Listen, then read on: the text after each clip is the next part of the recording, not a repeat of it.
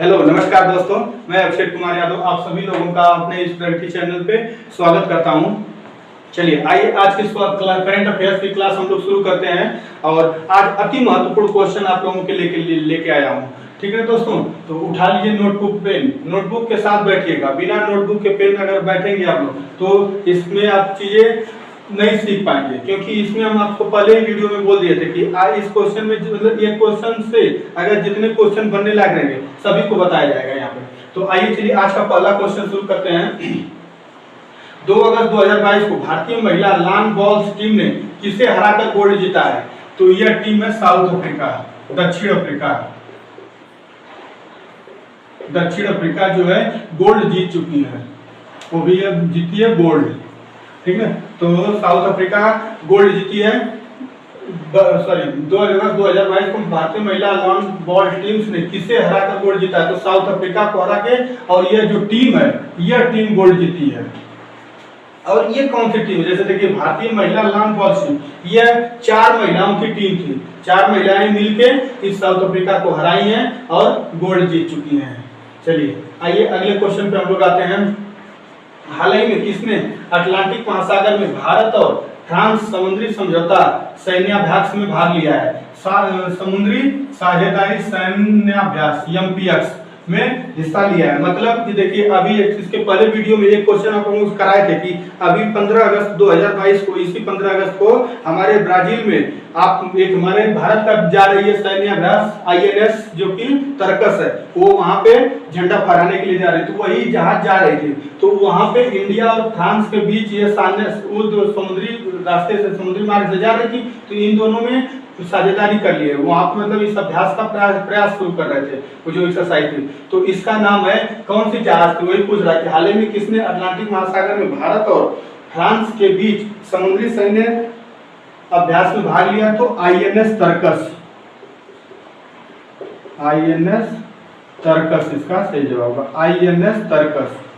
Note कर लीजिए हम लोग कि किसने अटलांटिक महासागर में भारत और फ्रांस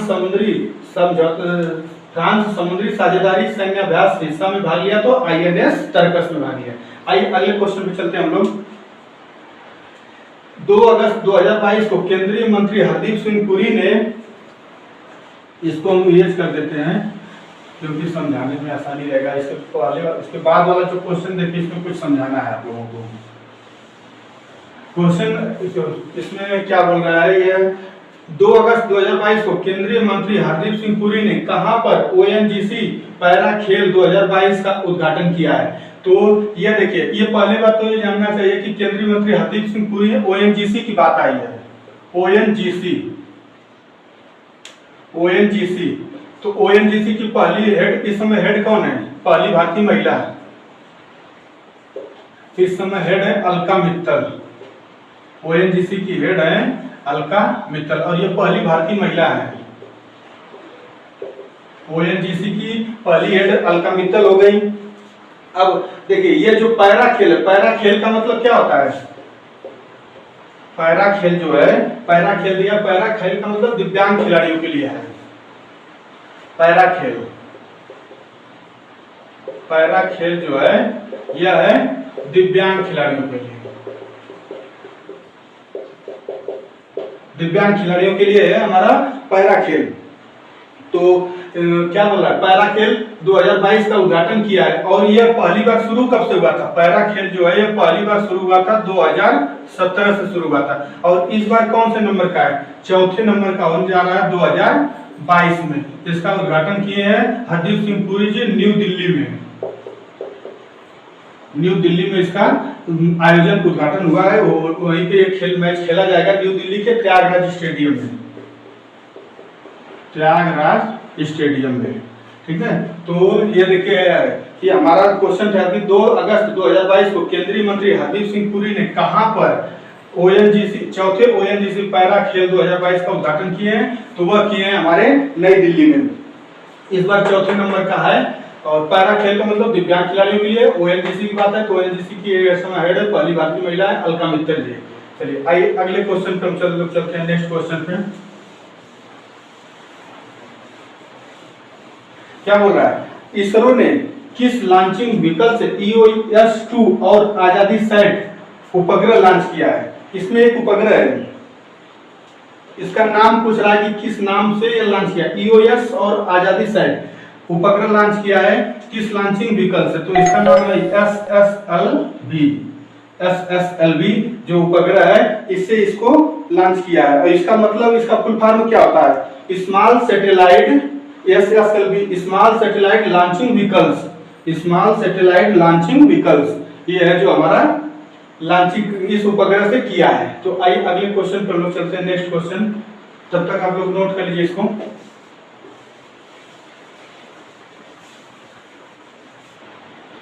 चलिए तो आइए हम लोग नेक्स्ट क्वेश्चन पे आते हैं, 5वें क्वेश्चन पे। 1 अगस्त 2022 को किस राज्य के मुख्यमंत्री ने 7 नए जिलों की घोषणा की है?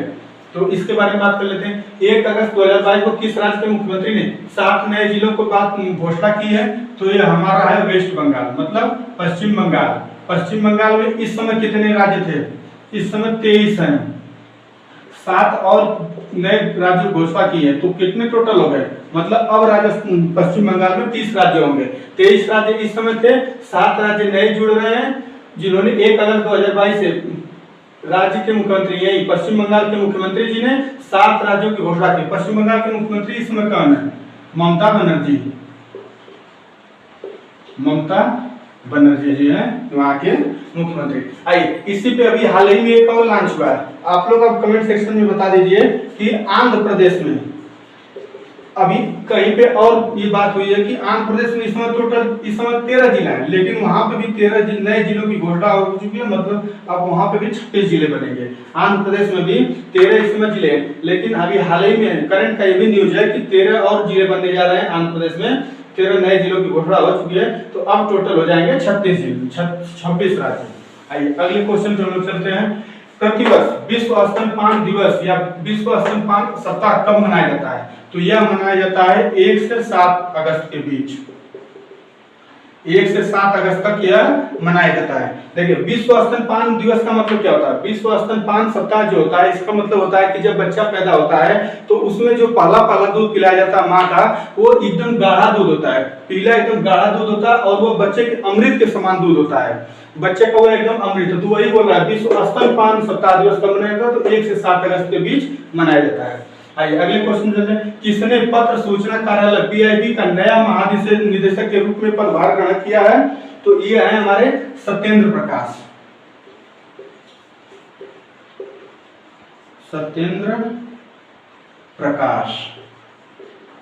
सत्येंद्र प्रकाश जी हैं जो अभी हाल ही में पत्र सूचना कार्यालय मंत्रालय के नए महानिदेशक के रूप में इन्होंने नया हेड बने हैं, सत्येंद्र प्रकाश। चलिए आइए नेक्स्ट क्वेश्चन पे हम लोग चलते हैं। क्वेश्चन नंबर 8, आज का 8वां क्वेश्चन।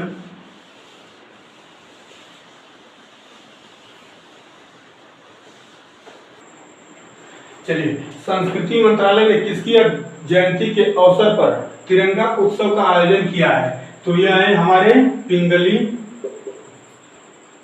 वैंकैया। इनकी कौन सी जयंती? 116वीं जयंती पे यह आयोजन किया जा रहा है, 116वीं जयंती पे। तो संस्कृति मंत्रालय ने किसकी जयंती के अवसर पर तिरंगा उत्सव का आयोजन किया? तो पिंगली वैंकैया के 116वीं जयंती पे आयोजन किया है। आइए नेक्स्ट क्वेश्चन पे। केंद्र सरकार ने देश में मंकी पॉक्स की स्थिति की निगरानी के लिए किसकी अध्यक्षता में एक टास्क फोर्स का गठन किया है? आइए तो इसमें कुछ जानकारी हम लोग ले लेते हैं कि मंकी पॉक्स होता क्या है, ये कौन सी बीमारी है। देखिए मंकी पॉक्स जो है, यह मंकी पॉक्स, पहली बात तो यह नाइजीरिया की बीमारी है। नाइजीरिया की बीमारी है। यह जो बीमारी है यह पशुओं, एक जूनोटिक बीमारी है, जूनोटिक बीमारी है। अगली बात इससे संबंधित है, यह पशुओं से होने वाली बीमारी है, पशुओं से मनुष्य के अंदर होने वाली बीमारी है, होने वाली बीमारी, ये पशुओं से होने वाली बीमारी। और इसी से मंकी पॉक्स से एक और क्वेश्चन इससे संबंधित बात है कि यह चेचक की तरह कार्य करता है। जैसे जो चेचक हो जाता है उसी की तरह ये भी हो रहा है, चेचक की तरह मतलब कि ये भी काम कर रहा है, हो रहा है। तो मंकी पॉक्स जो है वो बोल रहा है कि ये नाइजीरिया की बीमारी है। सबसे पहली बात ये जूनोटिक बीमारी है। जूनोटिक बीमारी का मतलब ये पशुओं से होने वाली बीमारी है, मनुष्य के अंदर, पशुओं से मनुष्य के भीतर होने वाली बीमारी है। और ये चेचक की तरह कार्य करता है। जैसे चेचक होने पर जो हमको फीलिंग होती है, जिस तरह का हम लोग प्रॉब्लम होती है, उसी तरह से ये मंकी पॉक्स की भी स्थिति वही सेम है। तो अब क्वेश्चन क्या बोला, केंद्र सरकार ने देश में मंकी पॉक्स की स्थिति की निगरानी के लिए किसकी अध्यक्षता में एक टास्क फोर्स का गठन किया हुआ है? तो यह है डॉक्टर वीके पाल। डॉक्टर वीके पाल जो है, इन्हीं के डॉक्टर वीके पाल, इनकी अध्यक्षता में एक टास्क फोर्स का गठन किया गया है, जो कि जूनोटिक बीमारी से संबंधित पूरी जानकारी रखेंगे, उन्हीं की निगरानी रखेंगे। और ये जूनोटिक बीमारी अपने भारत में भी आ चुकी है। ये केरल में एक लोगों की मृत्यु हो चुकी है। केरल में एक लोगों को यह इफेक्ट किया और उनकी मृत्यु हो चुकी है। तो मंकी पॉक्स जो भारत में अभी केरल में शुरू हो चुकी है और एक लोगों की इसमें मृत्यु हो गई है। ठीक है, अगले क्वेश्चन पर लोग चलते हैं। Next question,